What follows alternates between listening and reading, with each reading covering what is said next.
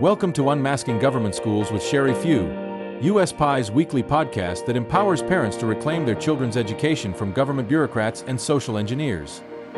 In each episode, Sherry delivers the latest news from the front lines of the fight for the minds of the next generation, equipping you with the tools and resources needed to join the cause. Hi everyone, welcome to Unmasking Government Schools with Sherry Few. I am your host, Sherry Few, and I have another great show for you today. And I want to warn our audience, if you have children in the background, you may not want to tune in to this episode or watch it later because some of the details will be graphic. Joining me today is David Sorensen, founder of StopWorldControl.com and Hope for Humanity Ministries. He's going to discuss the UN's agenda regarding children.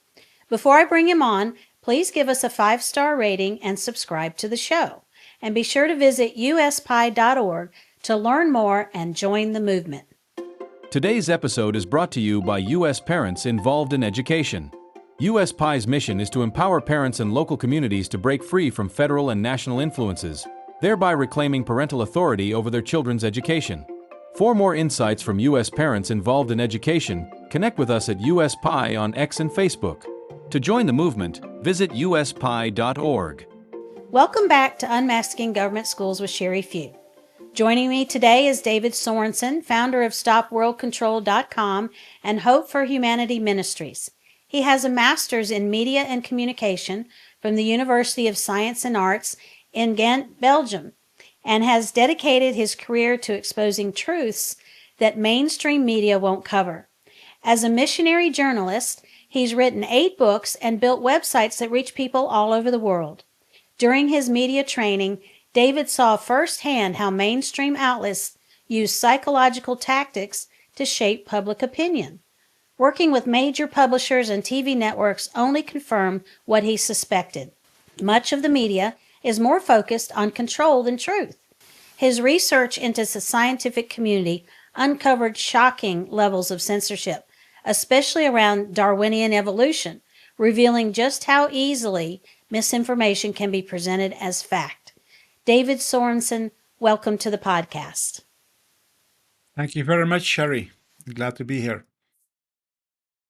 I wanted to have you on to discuss the UN's agenda for children, something we're both very concerned about. But before we get started, I'd like to show you a clip from our documentary film, Truth and Lies in American Education, in which we discuss some of what's already happening in government schools regarding the exploitation and grooming of young children. Let's watch. I was a stay-at-home mother, just like my mother was. So I was raising my 3 boys, and in our local government school, there was some very insidious sex education curriculum. And, I hear from parents, they say, oh, well, you got to expose them at some point, and a lot of them are talking about the sex ed stuff. I just don't really have words to express how wrong that I think that is. Sex education is what got me involved at my local school district. I was reading about the disastrous abstinence education that was coming, and I should go to a school board meeting. So I went thinking, oh, wow, I should get involved. And here we are 25 years later, and it's not abstinence that is creating the ruckus. It's the teaching of anal sex and oral sex and condom demonstrations. Before sex, take out the condom. It should look like a little hat. Then hold the tip of the condom to remove any air, and then roll the condom down to the base of the erect penis. It's crazy that we are allowing them in our schools to teach our kids not about health and not about being healthy, but about how to be sexual. So David, from your experience, the things that we talk about in the film, they're actually a reality, aren't they? They are a horrific reality, and it is so much worse than people imagine. The things that I found that are uncovered in my report, it is utterly devastating. I mean, the statements that the World Health Organization is making and the United Nations, they literally say that sex is a human right which starts from birth, and so that newborn babies have the right to experience sexuality already.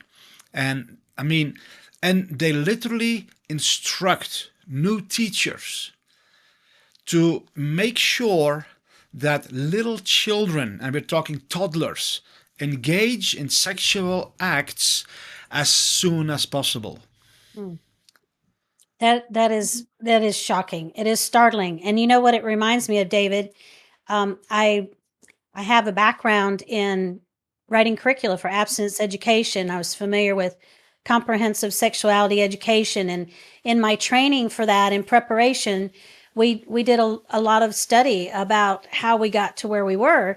And Alfred Kinsey is someone that we studied, and of course that was part of his experimentation with babies, newborn babies, and saying that they were capable of orgasms.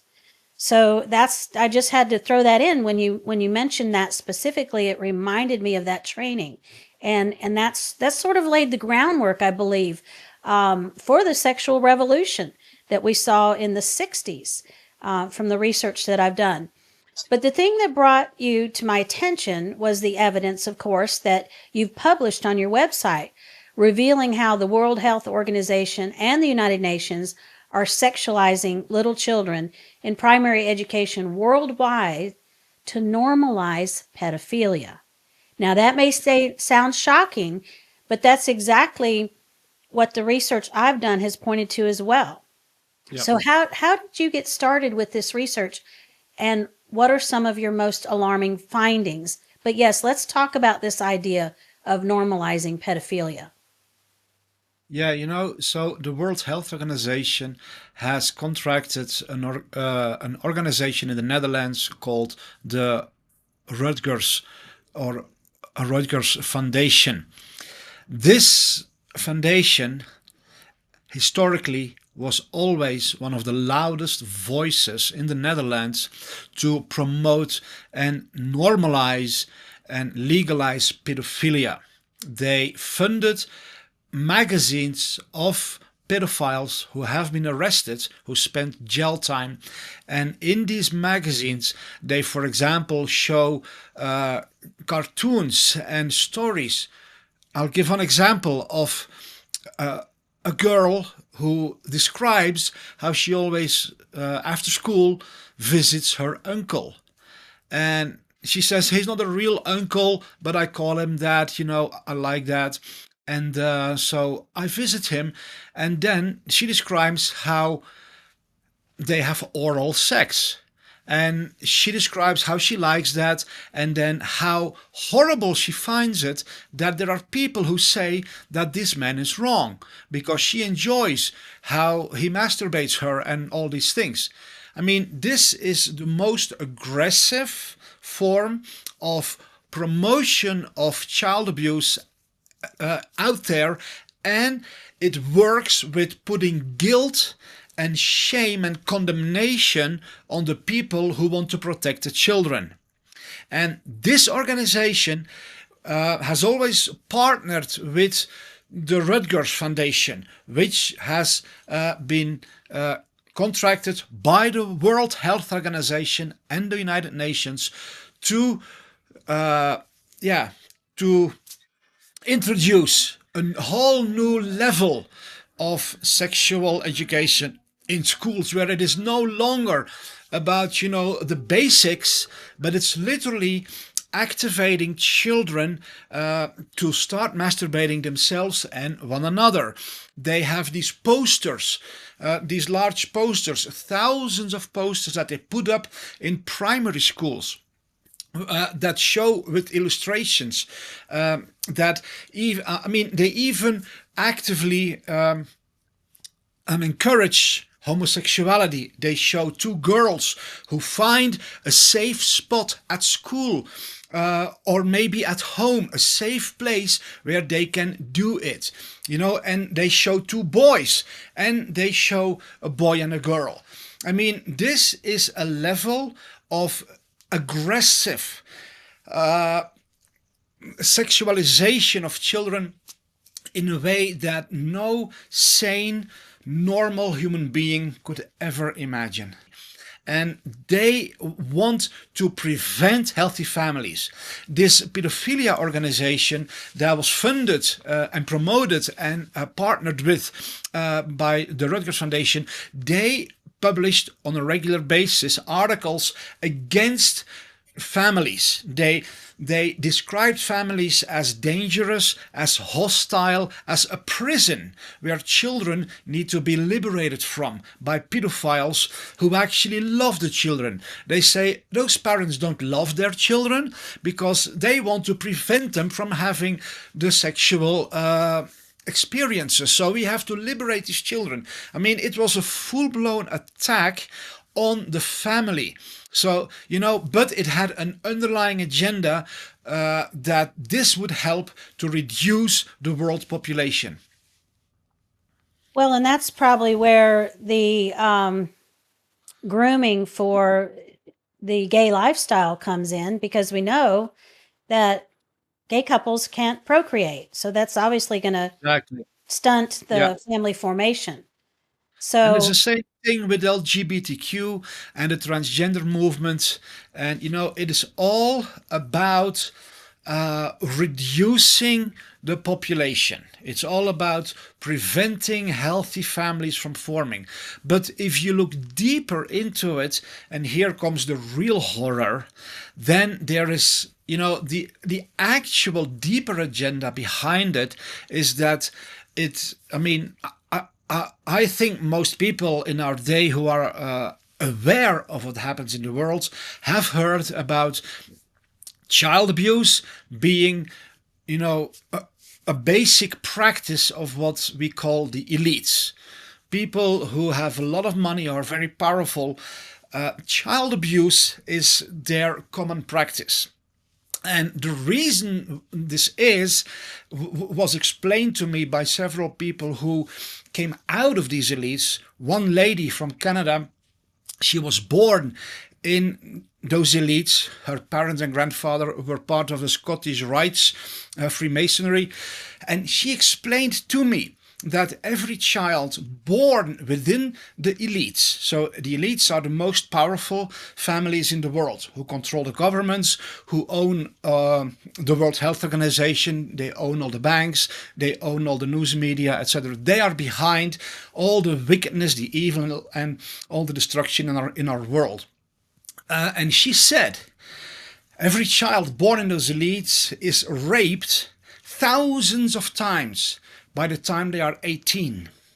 And she said the reason they do that is to completely destroy the ability of the children and later the adults to experience love, so that they would be perfect instruments of their evil agendas. Because a person who can experience love, will not want to participate in, for example, orchestrating pandemics or poisoning the skies or poisoning the food or suppressing cancer treatments so that people stay dependent on expensive pharmaceutical drugs that don't heal anybody, and so on and so on. So there is a very diabolical strategy of raping everybody in those circles to the degree that they become, so to speak, soulless. She said they rip their soul right out of them. And then they also split those children, those people, into different personalities, which are then separately programmed so that they can be a politician, a celebrity, a sex slave, whatever, or an assassin or a psychic. I mean, it's all very, very, very strategic. And what this showed me was that the powers of evil, as Christians, we read in the Bible about the Satan, the devil. But that is very abstract. It's very vague. But what I learned is that the powers of darkness, they work in a very strategic way, in a very cunning way.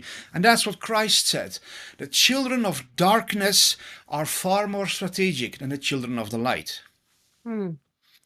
Wow, that's very telling. So when you talked about elitist, I was reminded, I believe I saw Bill Gates on your website. Isn't he involved with this whole scheme? And of course, he was also implicated with Epstein and the whole Epstein Island situation. So He's involved with this as well, right? And the reason I thought of him is you're talking about population control, and that's been one of his big issues all along. So he's involved as Yeah. well. Yeah, but it's not just these big names like Bill Gates. It is, there is this testimony from an anonymous eyewitness who, his face is hidden on the video, his voice is has changed, is altered, so you cannot recognize him. But he said that children are used as a commodity to climb up the ladder of social levels, and that he said that, in the Supreme Court,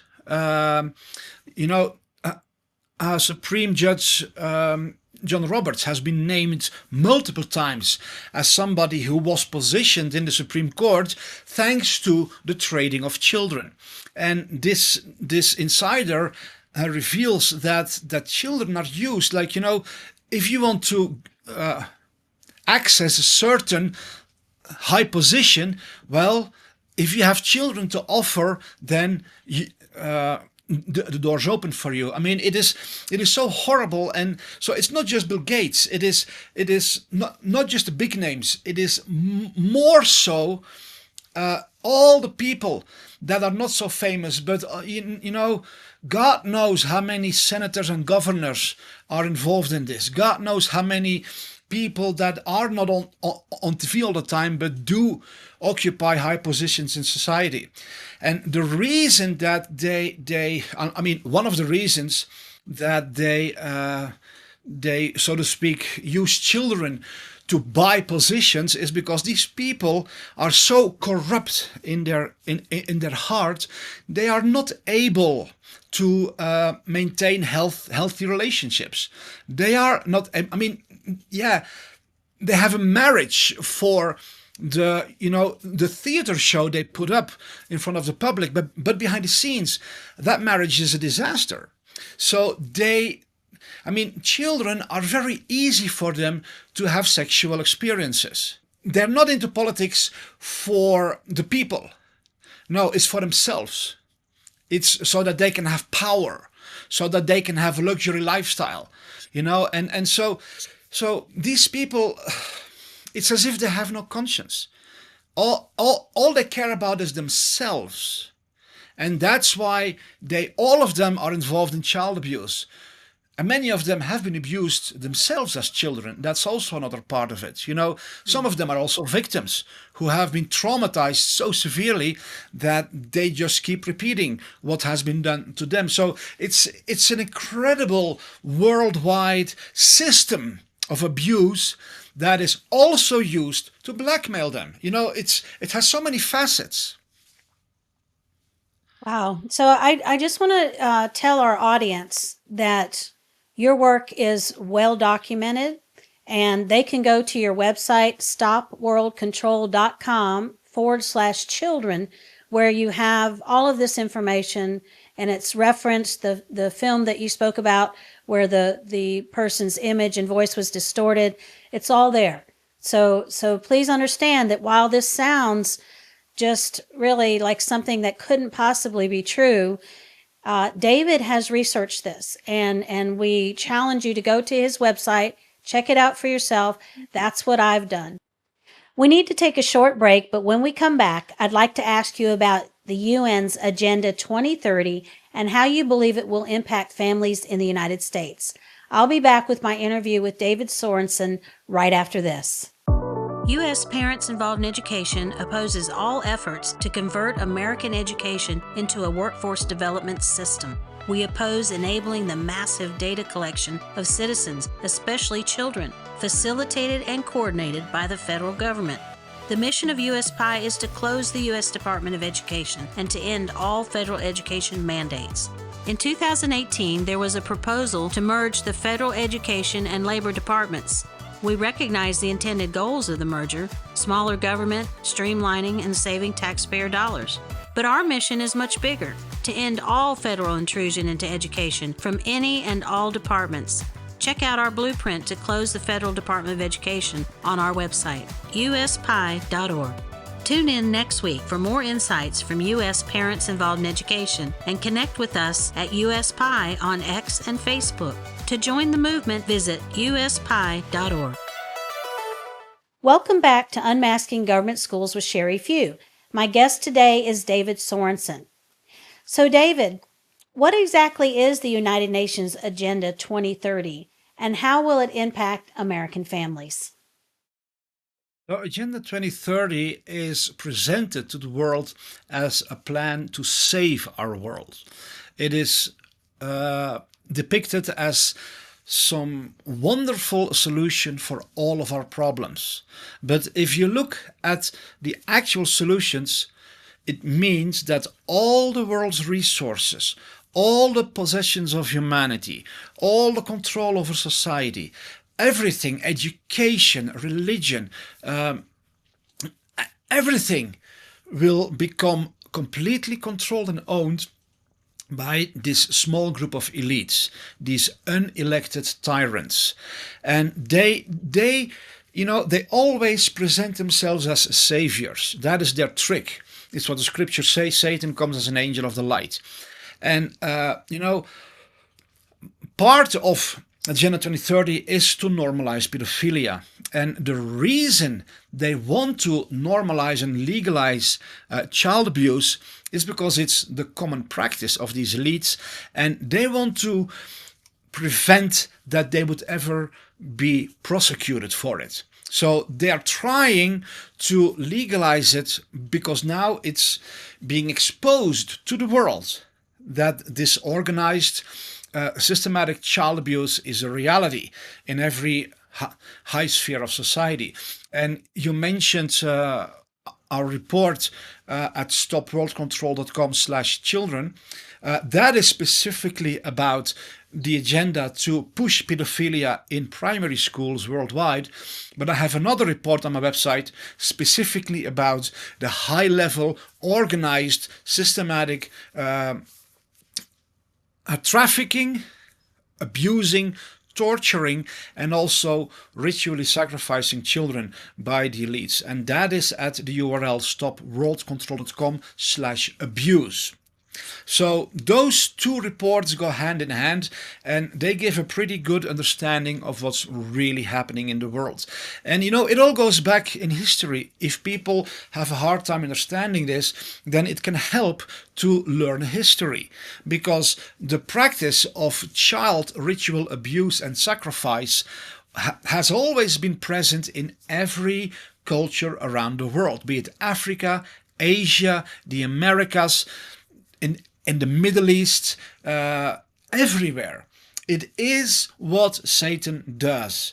In the Bible, we also read about how people, the ancient Israelites, God called them to separate themselves from these horrors that were happening in the surrounding nations, but instead they welcomed it, they embraced it, and they started doing it as well, sacrificing their children to Baal and to Moloch, and so it is clear that the powers of darkness, the powers of evil, they thrive. They feed themselves with the suffering and the blood of children. It is, it's something they need. That's why these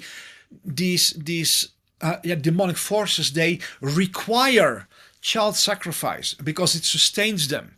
And in return, they give to the people who participate in this unlimited power and wealth.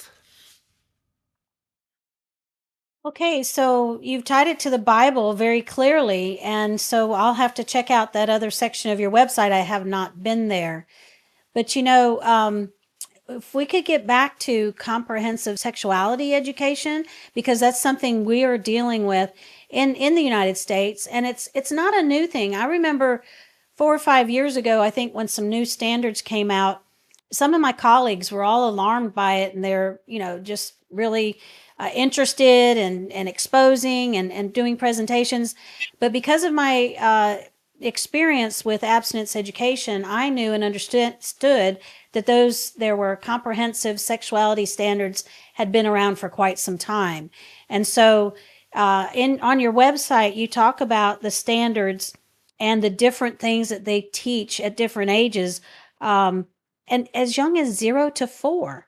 These standards, and these are standards that are recommended for the entire world. And I believe our standards for sexuality education came from these, originated from these.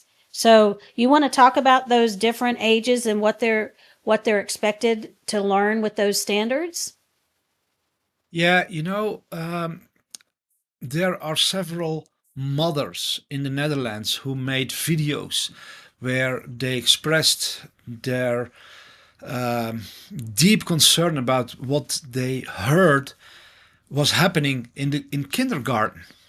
And I have several of those videos on that page, stopworldcontrol.com/children, where these mothers can be heard and seen. And one of them says that her little toddler was involved in sex parties in kindergarten, where they have oral sex with one another.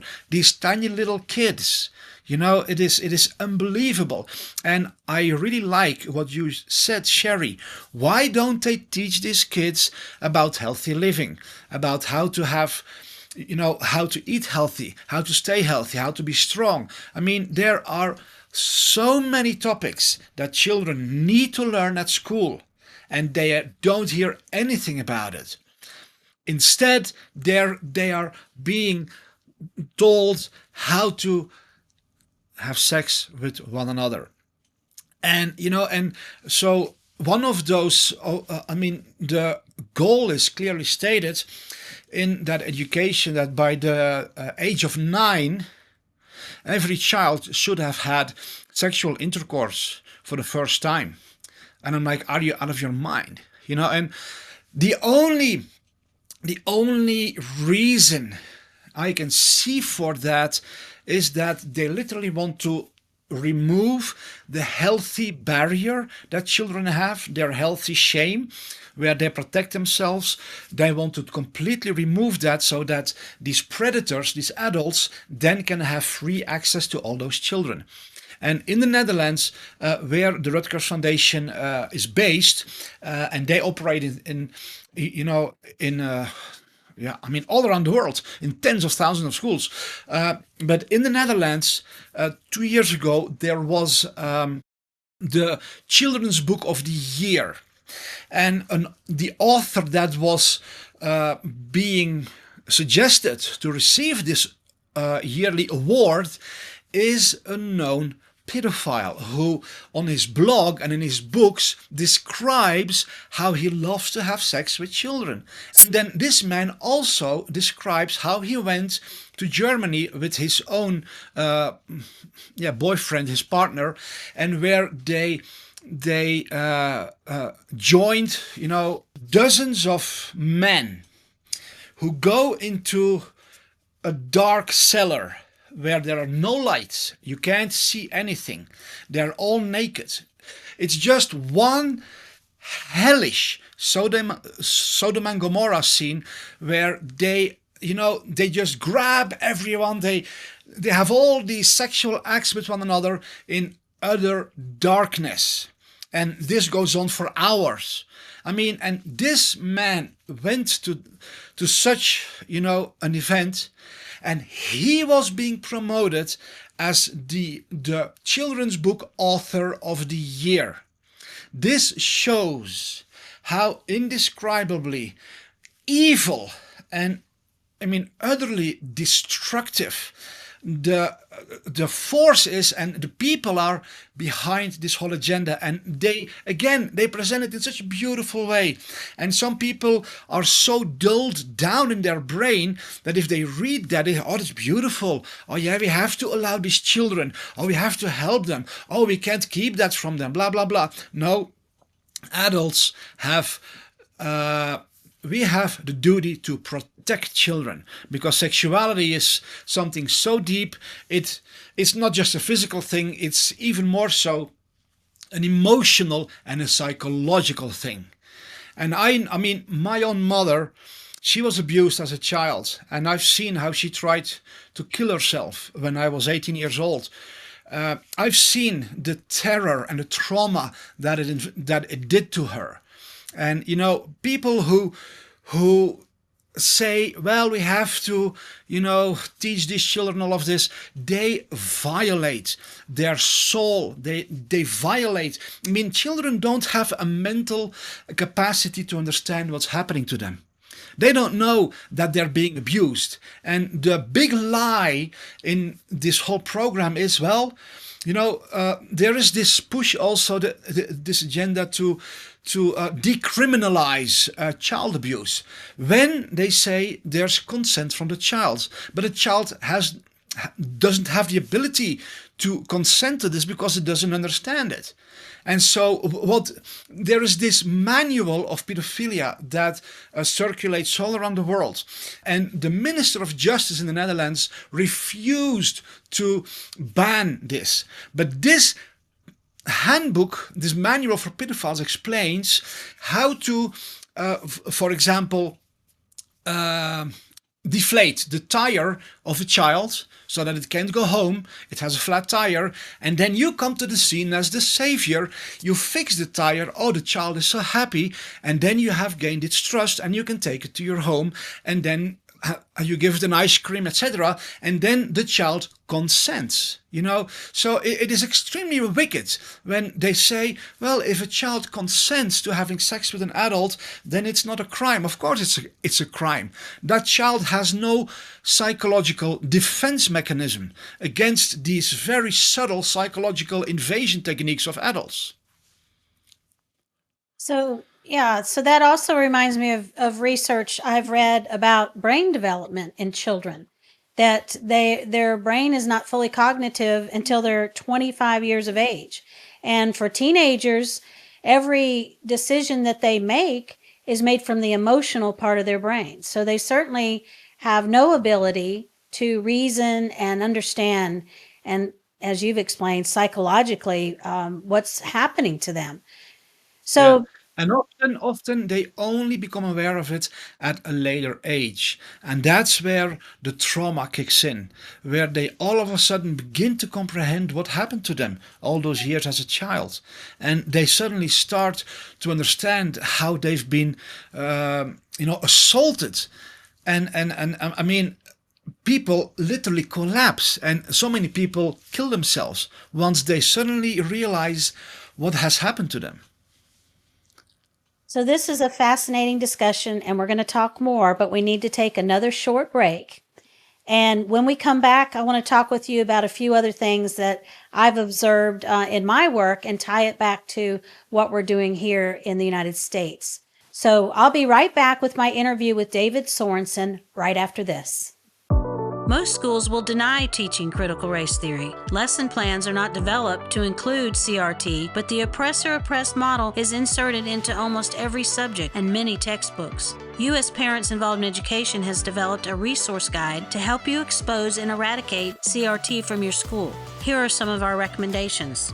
Look closely at your child's homework and scour the school's website. Build a coalition of like-minded parents. Approach your school board with your findings. Run better candidates to replace unhelpful school board members. Provide alternative training to new board members to counter union-controlled agendas. Seek legislative solutions when necessary. Promote unity, friendship, and respect in your community. And partner with US PI to start a chapter in your area. Tune in next week for more insights from U.S. Parents Involved in Education, and connect with us at USPI on X and Facebook. To join the movement, visit uspie.org. Welcome back to Unmasking Government Schools with Sherry Few. With me today is David Sorensen, founder of StopWorldControl.com. David, so you were talking, just giving us some really astounding information. And I know this is going to be challenging for our audience to even accept. But I have to say, I find so many nuggets in what you're saying that I'm sure will lead us to truth. And like I've said to our audience earlier, all of this is referenced and documented on his website, stopworldcontrol.com. So go there to verify everything that's being said. And so I was thinking about my experience with sex education and how, how you had said that darkness tries to parade as light. So when it came to sex education, they say that it's important to teach children sex education at very young ages, so that they can protect them. So they can teach them how to have sex safely, right? So there was the condom. The whole AIDS epidemic really pushed condoms into schools. And so then I also thought about today's what I call transmania, the pandemic we have of transgender children in this country that they have been groomed into at very young ages. And their excuse as well is to provide, well, their excuse for keeping it from parents and the reason why it's important to teach about it in schools is for their own safety, because they won't be safe with their own families because their families will reject their quote unquote true identity. So it's ironic how they use safety as a rationale for the abuse Yeah. that they're enacting. Yeah, they always need an excuse. They always need to hide themselves. It's like with geoengineering and with stratospheric aerosol injection, where these airplanes go about thousands of airplanes around the world, and they are dumping trillions of gallons of chemicals into the atmosphere, which is causing droughts, it's causing hurricanes, it's causing a severe disruption of the natural balance of the climate. But they do it under the disguise of, well, we have to cool the earth. So Bill Gates and Klaus Schwab from the World Economic Forum, they are talking all the time. They are funding with incredible amounts of money all these projects of cloud seeding, of creating an artificial cloud cover to cool the earth. And if you look that up on Google, then it is all labeled as a conspiracy theory, which is outrageous because all the documents are there. They talk about it openly. There are now, I don't know how many. There are about 30 states in America already who are taking steps to ban this. But I mean, still it's labeled a conspiracy theory. Why would states ban something that doesn't exist? Come on, you idiots, But so many people still believe this other incredible nonsense that, things that where there are hundreds of scientific and government documents about, and there are hundreds of organizations in America for weather modification. I mean, it happens all the time, day and night, all over the place, and still people say it's a conspiracy theory. It's unbelievable. But they do the same thing. Yeah, we have to save the planet from climate change. Well, 1,600 leading scientists, climate scientists, have recently published a report in which they say there is no climate crisis. It's a hoax. It is the excuse created so that they can safely, what's the exact word? So that they can safely commit crimes against humanity. I mean, it is in every way you see their same pattern. In the pandemic, they suppressed every working cure for COVID. In France, you had the number one world expert on infectious diseases, Dr. Didier Raoult. He is considered the world leading expert on infectious diseases. He publishes over 200 scientific papers every year. He has about 100 scientists underneath him. He works on the same level as presidents around the world. In April, just 1 month in the pandemic, he came out and he said, I have treated 4,500 COVID patients with hydroxychloroquine and with azithromycin. And he said 98.5% of them recovered in 4 days. The others were, very old, in their 80s and 90s. They had comorbidities that they would have died anyway, But so he had, in principle, he had 100% recovery rate of all COVID patients in 4 days. He said the pandemic is over.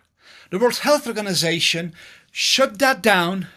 They started falsely accusing the number one scientific expert on infectious diseases, and they did, everything to suppress that. And they said, we have to keep you safe. We have to keep you safe. All because they wanted to inject humanity with an experimental DNA-altering immunity destroying cocktail of undisclosed toxins, which they falsely marketed as a vaccine. I mean, they always say, we want to keep you safe, so please let us destroy you, let us rape you, let us poison you, let us lie to you, because you have to be kept safe. That's their number one strategy.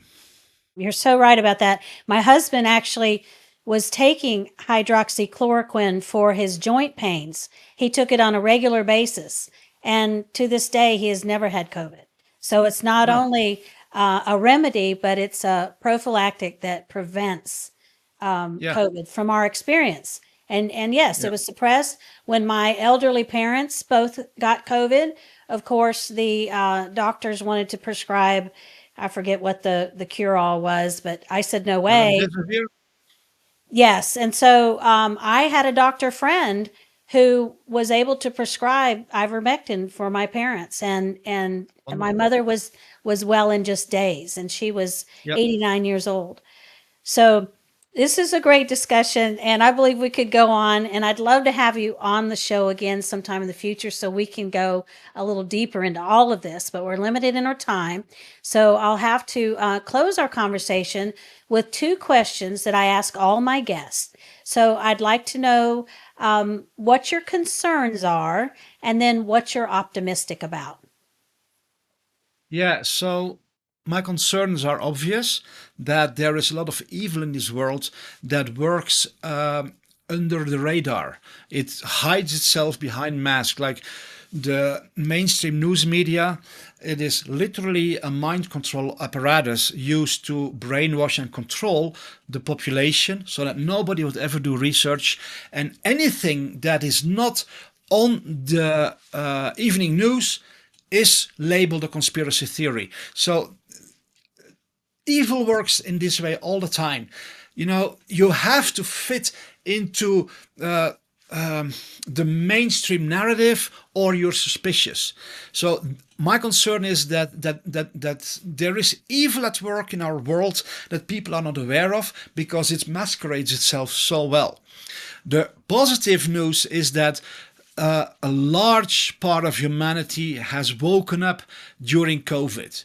Hundreds of millions of people. And I've been working with world-leading scientists, lawyers, presidential candidates, people in politics around the world. We have a World Freedom Directory where almost 1,000 organizations have listed their information, so that people around the world can see, hey, humanity is waking up. And I believe that we are at a critical time where our world is shifting from an age of darkness into an age of truth. But we all have the responsibility to not hide our head in the sand. We all have the responsibility to assist in this awakening, to spread truth, and where we can, we have to take action. We have to stand up. We have to do anything that's in our ability to make a change in this world. Wow, that was very encouraging. I appreciate you sharing that. And it's really spoken to me even spiritually, because I'm one of those people that takes a stand and I speak out, and I do it often. And people that do that get attacked. And, we know the attacks come originally from the enemy. It's not about flesh and blood, but it is encouraging to know that the movement toward truth is expanding. because it's exactly what we need in our country. So thanks again, David, for coming on the podcast. It's been awesome. We'll have you back on. And I want to thank our audience for listening and supporting our work. Join us again next week for another episode of Unmasking Government Schools with Sherry Few. U.S. Parents Involved in Education is a nonprofit coalition dedicated to restoring local control of education and parental authority. By empowering parents to reclaim responsibility for their children's learning and encouraging states to move away from federal influence, U.S. PI seeks to create a culture where parents are the primary decision makers in education and schools support families without the burden of federal mandates. If you want to start a state or regional U.S. PI chapter in your area, please visit uspi.org and complete the brief questionnaire in the chapters section.